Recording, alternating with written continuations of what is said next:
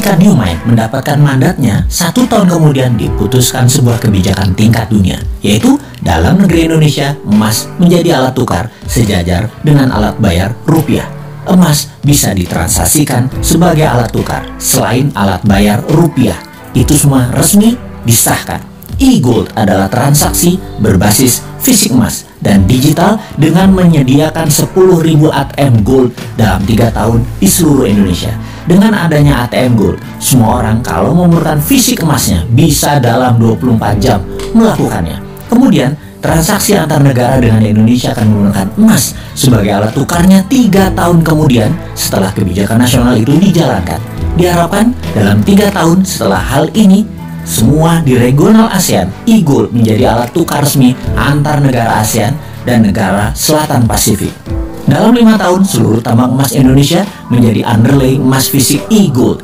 Semua ini sesuai dengan pasal 33 Undang-Undang 45 bahwa kekayaan alam milik rakyat 100% dan menjadi base transaksi 24 negara ASEAN dan negara Selatan Pasifik, dari ujung Burma sampai Guam. Kemudian masuk ke seluruh negara di dunia yang berpenduduk mayoritas Islam dan negara yang kuat pendanaan syariah seperti Inggris dan Uni Eropa dalam 5 tahun setelahnya. Maka dalam 15 tahun setelah kebijakan diterbitkan, ditargetkan 50% transaksi dunia menggunakan E-Gold. Emas adalah pengadil yang adil. Indonesia akan menjadi negara pertama bebas inflasi. Kemudian diikuti negara-negara regional dan dalam 15 tahun 50% dunia bergabung dalam dunia tanpa inflasi. Harga emas akan dibuat diam, tidak bergerak, tidak di floating lagi berdasarkan demand dan supply agar oligar dan globalis tidak bisa bermain harga. Harga emas akan diam, dipatok diam. 1 gram emas sama dengan 1 juta rupiah. Sisa dunia menyesuaikan harga tersebut. Sejak saat itu, harga di dunia dimanapun atas barang yang sama adalah sama. Sungguh, kita memerlukan konsep bernegara yang sontoloyo untuk membuat Indonesia menjadi negara superpower. Kita tidak butuh populis, tidak butuh diliput kegiatan kecil-kecil. Kita butuh gerakan besar yang berani. Seberani pejuang kemerdekaan tahun 45 ketika mereka ditangkap dan dieksekusi sekutu, juga dieksekusi Belanda.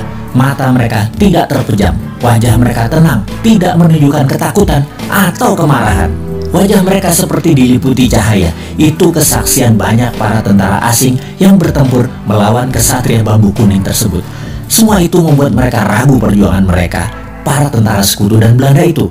Karena di bawah sadar mereka tahu, kesatria bambu kuning ini dibela alam, diberkahi Allah, Tuhan semesta alam. Karena itu, mereka segera sadar dan mundur. Segitu besar pengaruhnya bahwa keyakinan membawa kebenaran hakiki oleh pejuang kita di tahun 45 bisa memerdekakan bangsa yang besar milik dunia ini. Saat ini pun Nusantara memiliki pejuang-pejuang itu.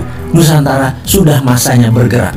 Wahai para pemuda, Anda bersiap berjuang dengan berani, berjiwa tenang karena tahu ini semua perjuangan untuk Indonesia menjadi pengadil dunia teradil untuk membuat dunia ke depan damai selama 1000 tahun. Wahai pemuda New Mind, inilah masa kalian menjadi pembeda, menjadi pejuang kesejahteraan dunia untuk jadi penengah kisuhnya dunia. Rebutlah kekuasaan globalis yang merugikan dan jinakan negara dunia yang saling bunuh untuk kekuasaan dan pertumpahan darah untuk sebuah kepuasan jabatan. Sudah itu semua. Sebar terus pemahaman New Mind yang bisa membuat Indonesia menjadi negara superpower segera. Diawali dengan menjadikan emas sebagai alat tukar dunia. Untuk menjadikan emas alat tukar nasional, segera akan kita menangkan dengan mendapatkan mandat sesegera mungkin.